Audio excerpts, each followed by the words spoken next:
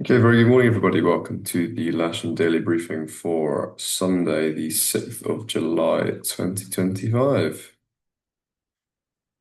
We'll start off with the synoptic picture as usual. We can see yesterday at lunchtime that cold front that was the dominating feature, causing us lots of low cloud rain cycling through.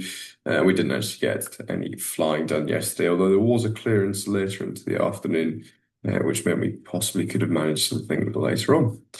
But it was all controlled by this low pressure just up to the northeast of the UK.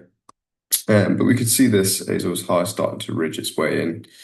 Looking through midnight last night, that's actually remained where it is, that high pressure, and the low is moving a bit further away as that front passed.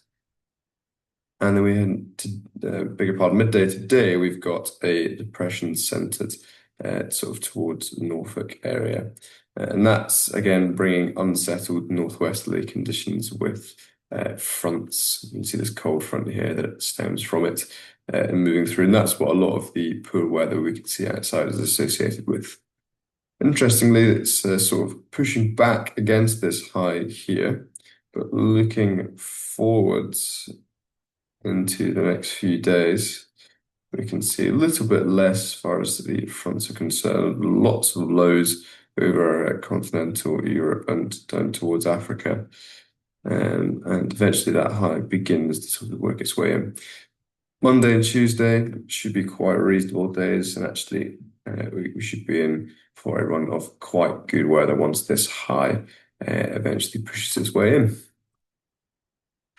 The sat pic this morning, we can see very, very thick cloud in a lot of places, slightly thinner actually out towards the east of where we are, but lots of thick cloud associated with these fronts coming in from the west and the northwest. On the rain radar, you can see quite a lot of heavy precipitation. This patch down on the right-hand side has moved through. That's not going to be a factor for us today. And that big band there hitting the Midlands is going to move clear. What we can expect though today is quite a lot of showery activity from the west. And you can actually see them building there on the left-hand side of the screen. And we can look here at the Met Office prediction.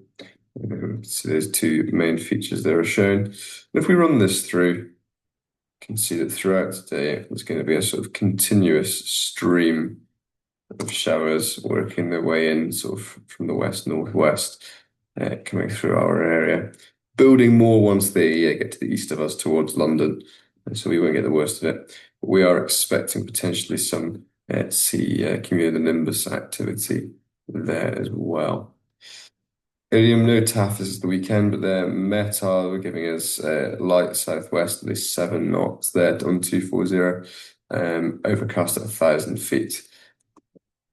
Farnborough, much the same. They're actually slightly better. They're broken at 1,400 at the moment, but similar in terms of the wind. The TAF, on the other hand, 240, 10 knots, so much the same as Odium's METAR. Scattered at 2,500, and in the morning broken at 1,200. Sort of late morning to early afternoon, 6,000 meter vis, rain showers, and then a prop 30 of heavy showers and broken CBs at 1,200 feet later on between 11 and 4 o'clock local. So quite a lot of unsavory weather coming our way. The Memphis 215 shows much the same. Associated with this cold front actually is included towards the center of the depression. That's bringing lots of heavy showers, potentially thunderstorms, and Q names later on. Spot winds, on the other hand, looking at the 214. The south of us, it's 300, 20 knots, 1,000 and 2,000 feet. And to the north of us is a little bit more northerly, so that's 320 at 20. So we can expect a sort of northwesterly wind on the ground. And confirming that here with windy, showing at the moment straight westerly down the runway. But we can expect, looking at the Met Office local forecast, that to come around a little bit more with a little bit more of a northerly component to it as that weather system begins to move through. Temperature-wise, around about 19 degrees, feeling a little bit cooler. Winds around 10 knots from the from the west-northwest, gusting up to 24 in the windiest part of the day. Reasonable visibility, quite a high humidity rate, and still reasonably high UV warning. So do take care of that. GFS, they're giving us about 17 or 18 degrees for the temperature with a dew point of 15. So the issue we're going to find is quite a small difference between that temperature and dew point. We can see here, looking at the south side webcam, pretty low cloud base there. It's probably around 900 feet above sight. A little gap opening there with a little bit of sunlight coming through, but it seems fairly solid. Other than that, light northwesterly flow looking at the windsock. And at the moment, we've got, refresh that, temperature of 16.5 and a dew point of 14.3. So quite a small difference there. So we can only expect around 900 to 1,000 feet cloud base locally at the moment. We need that to rise a reasonable amount, and we're not necessarily expecting there to be a huge divergence in those two values at any point today. Although we should get a definite lifting into the afternoon. It just depends on what the QNIMs do and the further showers that are associated. If we just pop up the point forecast from SkySight here and move it to Lasham, we can see here low clouds sort of present all day, thinning out in the upper layers into mid sort of morning. It should be soarable below the bases, it thinks, until around about 1, 2 o'clock when we can see a big drop off there, and that will be those showers and potentially thunderstorms working their way through. Otherwise, though, a slowly increasing cloud base up to sort of 3,000, 3,500 feet potentially in the best part of the day, and with the winds up there being around 16 knots westerly. Looking at the cloud distribution on Top Meteor, you can see just beginning at 9 o'clock local, quite a lot of low-level cloud and sub-1,000-foot cloud there. Running it through hour by hour, we do gently start to get an increase with some auto Q. And then that's about 12 or 1 o'clock. You can see we've got the CBs beginning to show here. And they're working their way from the west towards us and becoming a fairly dominant feature for around 3 or 4 hours.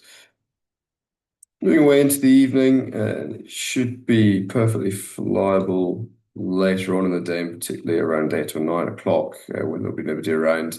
It opens up quite nicely and starts to blue out as well. NOTAMs, we'll sort of more or less skip over these with the slight depressing outlook. If we do get any flying, I imagine it's going to be sort of local training only.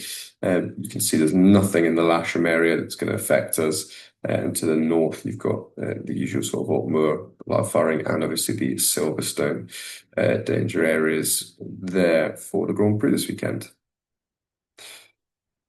We'll move on now to the local briefing, starting with the cross section from Odium, and you can see that paints quite a clear picture. This lower level, sort of sub 1,000 foot stuff for the next hour or so, that will steadily start to increase to a cloud base of about 1,900 feet. And then we can expect scattered and broken stratified Q, but by 10:30, already showing some towering Qs with really quite significant vertical development there. That's going all throughout the day until the sort of late afternoon, early evening when it starts to reduce somewhat. But so we might get a small window later on. We can see there is a hazard warning in there for thunderstorms and reasonably strong winds, but I don't think the wind is going to be an issue. And during this part of the day between 10 and 2 or 3 o'clock, there is prop 30 for heavy showers and thunderstorms. A lot of bookings then. We've got one K21 for booked flying. There's a K21 on the casual list, and there are plenty of single seaters available. At the moment, there's four on the casual list, so if we get an instructor out to help, that'd be fantastic. And the simulator is available as normal. It's the first Sunday of the month, so it's the GHC flying day. Hopefully, we'll get something in for them, but we'll have to see what this wind does. But do, by all means, go have a look around the hangars and get started, get involved. Just another reminder again about the Boyne expedition. Space is starting to fill up very quickly now, so don't delay any longer. Get in touch with the office and get your space booked for one of the 3 weeks. If you have any questions, come and speak to myself, Ron, or Barry. Got nothing to report from 2XL today. And in summary, there's low pressure dominating with high pressure attempting to ridge in from the Azores. We've got unstable northwesterly flows, bringing cold fronts and thunderstorms with low cloud throughout the day.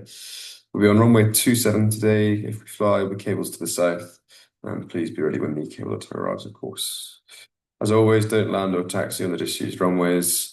And there's your airfield setup with the northwesterly flow, winching from the grass to the south of the hard runway on 27 and airtaking from the usual place on the hard. That's all from me. I will see you most likely in the clubhouse quite shortly. Hopefully we'll get something today. If we do, we'll keep it safe. Otherwise, enjoy your day. Thank you very much.